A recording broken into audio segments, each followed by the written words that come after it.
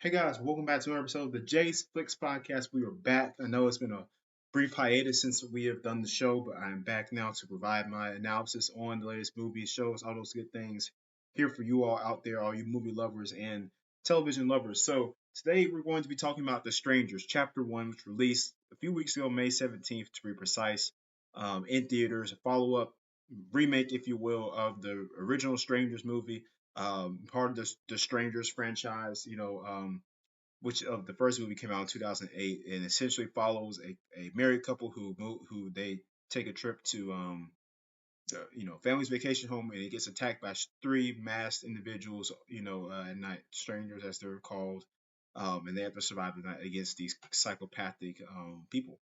So essentially, it got a sequel in 2018, Strangers Pray at Night, which was negatively reviewed by many out there. Most people didn't think it was good as the original, so fan they have a valid point in that. But I'm really talking about the most recent iteration, The Strangers Chapter One, which is the first part of a three-part series of movies that'll be coming following in the subsequent years, as the other two parts I believe were already filmed, or at least the first two parts were filmed back to back. So as Renny Harlin, who was the director, who's famously known for The Deep Blue Sea, Die Hard 2, A Nightmare on Elm Street 4, known for some works there. He directed this film. Um, so yeah. But before we get started on that, make sure y'all hit that subscribe button. I know we haven't done an episode in a while, so please, we're gonna start back doing more episodes here on Jay's Flick. So make sure you hit that subscribe button so you know when we post, and share with your friends, family, whatnot. All that good stuff, and follow us on Spotify, Apple Podcasts. We're there, so check us out. But yeah, let's get started. So, like I said, this movie, like I said, it was one of the, in my opinion, definitely one of the lesser horror movies of 2024. We also had Night Swim, which released a few months back in January, which was a bit of a disappointment in itself. But this film also just didn't get it from me in the horror genre. A remake of a classic movie that was really um, this remake was really just not put together well. I mean, but the cast, I did like the cast, for the most part. Madeline Petch, who played Maya, and Freud Gutierrez, who played Ryan, her boyfriend, in the movie. The two main, the couple here in the story. Madeline Petch, you might know her from Riverdale. She's done some work on that. Freud Gutierrez. Um, he has also done some work on Teen Wolf and, uh, you know, um, a bunch of other things in that nature. Pro Summer, he was also in that as well. Bill and the Bulldogs. He want to get specific, but for the most part, yeah, these two guys, these two people here are our lead characters. He also stars Gabriel Basso as well.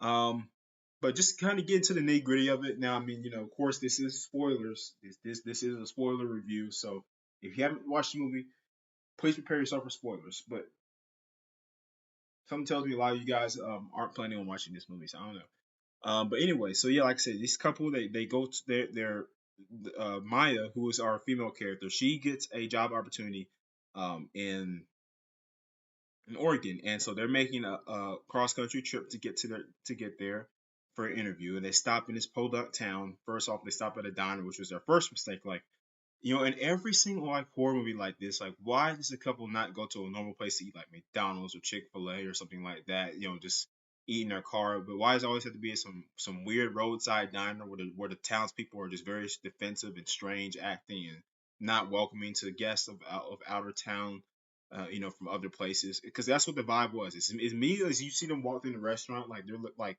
the waitresses, the way like they're not very welcoming. Not very hospitable.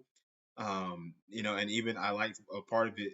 One of the waitresses added a joke in there. She was like, because they asked, how long they were dating, whatnot. And Ryan said they've been dating for 5 years. He's like, well, you haven't put a ring on that finger yet. And he's like, yeah. I was like, what are you waiting for? And he's like, well, right now I'm waiting for my cheeseburger that I ordered. Um, and so that what I thought was an interesting thing. I will say, like comedy wise, they tried to, every horror movie, they tries to have those quips and those one liners to kind of off balance from like the cheesy horror aspects in it. This movie, like a lot of horror films, failed at that. some of the things weren't funny really at all. I mean, other than that, which was I won't even say funny, it was just more of a it was, what's the word to describe it? I think it would best be described as it was a very well thought out like line. It was a very well thought out line, very perfect timing for the situation, for the specific scene, for that dialogue, for that line to be said by the waitress there. So and to see a poster of a guy who went missing, who we saw earlier in the movie as he was getting chased by one of the masked individuals. So see that earlier. But fast forward, they leave the diner. The car won't start up or whatever, so they're having car issues. So they see the mechanic, and he's a creepy old guy, of course. Like gives you kind of killer vibes, but it doesn't become a part of the main story after this. But he's like, yeah, we can't get the parts fixed until the morning, and they're like, and the boyfriend's losing his mind. He's like flipping out, like, okay, oh my gosh, like it's like, come on, man, like we're trying to get here to hey, girl's like, hey, just chill out. So that spend the night somewhere. No, and all the motels were closed. Huh. How fitting for our situation and how unlucky for our couple. So now they have to stay in this Airbnb owned by this hunter guy out in the woods, a few miles out from town. So they get there, they get dropped off, move their stuff in there, and getting settled in. And as the night goes along, they're having a good little time as you would, you know, now, I did forget to mention the Ryan, the boyfriend here. He has asthma, so he left his inhaler in town, so he has to go back and get it. Um, yeah, he has to go back and get the inhaler. And so he leaves his girlfriend just so intelligently there, leaves his girlfriend alone in the middle of the woods in Airbnb.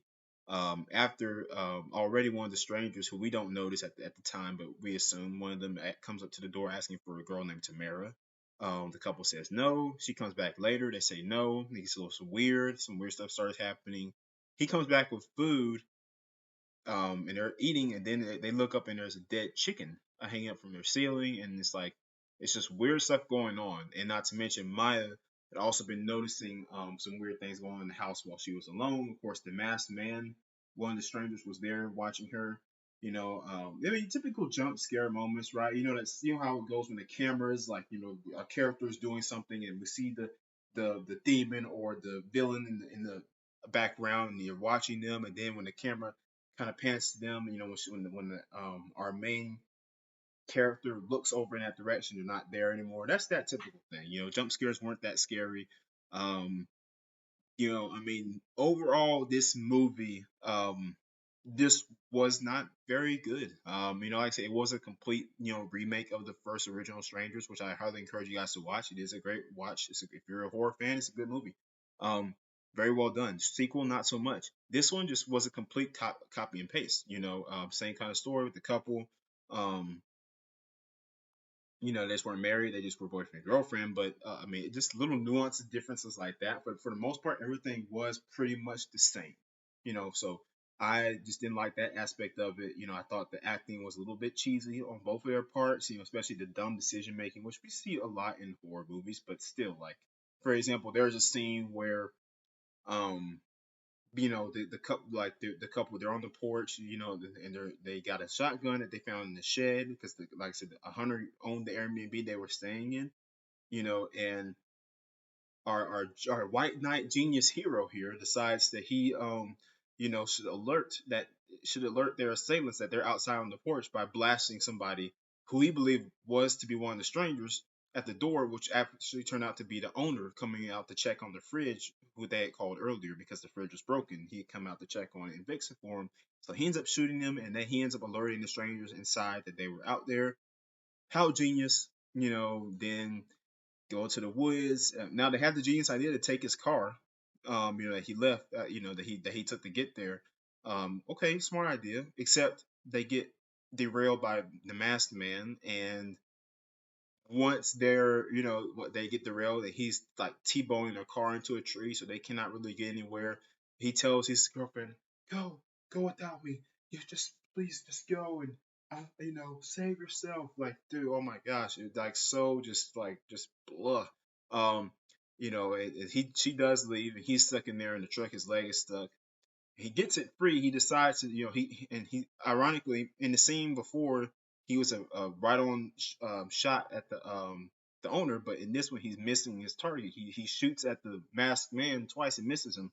Um, so it's like he went from being a from a target, accurate target shooter to like a dead shot here within a couple of minutes in the movie's runtime. And instead of deciding to try to skip out the way that Maya did, Ryan decides to try to break out the windshield with his shotgun there. I'm like, dude, why not just grab out, go out that way? It's like just so many stupid things. I mean, and she did too. She found a space in the woods to hide underneath some leaves. She had grabbed the phone from the truck from the owner of the Airbnb. She calls 911. Of course, there's crappy service, but the cops didn't know about it. What's going on somewhat, and she looks over and finds the dead corpse of the man that they murdered earlier in the film, in the beginning. And like one of the masked strangers who was a girl looks straight down at the spot Maya was hiding in, but she didn't notice she was there.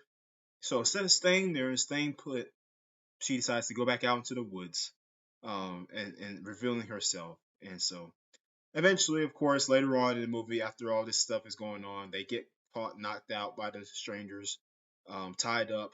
Then it is time that Ryan decides that he wants to propose to Maya officially before their impending death. Um, Wonderful move, bro. Just wonderful move. And she says yes. He gets stabbed in the stomach and gets pushed over on the floor. And he's just choking on his own blood. And Maya gets stabbed in a not so fun part of her body. However, she does survive this, but we were left to assume that she's dead. The stranger is able to escape just before the cops arrive, and another violent crime goes unsolved in the United States. So that's pretty much the iteration of this film. Like I said, I would give it out of a 10, I would definitely give it like maybe a 4.5. Wasn't a big fan of it. I'm not gonna even give it a 5 or 6. Like I just wasn't a big fan of it. Was not a very good, well put together horror movie. The director, Renny Harlin, said it wasn't a remake. Dude, yes it was. It was a straight copy and paste remake of the original Strangers. Like, it just was not a very good movie. But hey, now we know that there's as she survives at the end of the movie, she wakes up in the hospital bed, and there's the masked man is laying right next to her in the bed. We don't know if it's a dream sequence or if it's real. If it was real, it doesn't make any sense. Hopefully it's a dream sequence. So, like I said, if you're getting, Jay's Flix review of this, I would recommend, it's not, if you're into horror, like if you're really into horror, you don't go into don't have any high expectations going into watching this movie, because it's not going to exceed them. It's not going to even meet them at the bare minimum. But it's a cheesy little watch. If you just want to watch some crappy horror movie with your friends, you got them over, everybody over, eating pizza or whatever, you just want to chill and or do whatever you want. Like, this is a good little thing to watch. Just to laugh at, because that's really all it is, and it's getting two more parts to it. So I'm interested to see how they put that together. Maya, of course, is expected to be in the next two movies, since she survived the first attack. And so the only thing I don't like with these Stranger movies is that this originally I felt was supposed to be like a one and done film, but they keep coming back and making these reiterations. But they're saying they're not spin-offs, they're not remakes, but they are. But the story is different. There is no continuity within this. They're not canon to each other. There's different characters. There's different people in each Stranger movie. The first Strangers, it was two different. It was a couple in their family, whatever. The second one, it was a different. It was a different iteration, different people. And then, of course, in this version, we have our couple with Ryan and Maya. No relation to the first two movies at all. Even the strangers themselves look a little bit different. So it's like a time. It's like what's the word, like a black hole. It just doesn't end. It's just spitting out different versions, and it just there's no continuity. But there supposedly is supposed to be after the Strangers Chapter 1. So overall, yeah, Strangers Chapter 1. If you guys want to watch it, go ahead. Like I said, don't have high expectations. Not the best horror movie of 2024. I mean, we've had some stingers this year, so if you want to, you're probably better off watching Night Swim, which I wouldn't recommend either. But yeah, so that's my thoughts here on The Strangers Chapter 1. It's out in theaters now, so check it out there if you would like to. But yeah, So that'll pretty much wrap us up for this episode of Jay's Flix. Hope you enjoy. Make sure you hit that subscribe button, turn on post notifications. Follow us on our social page on Instagram. TikTok page coming soon as well. Thank you guys. We'll see you next time on Jay's Flix.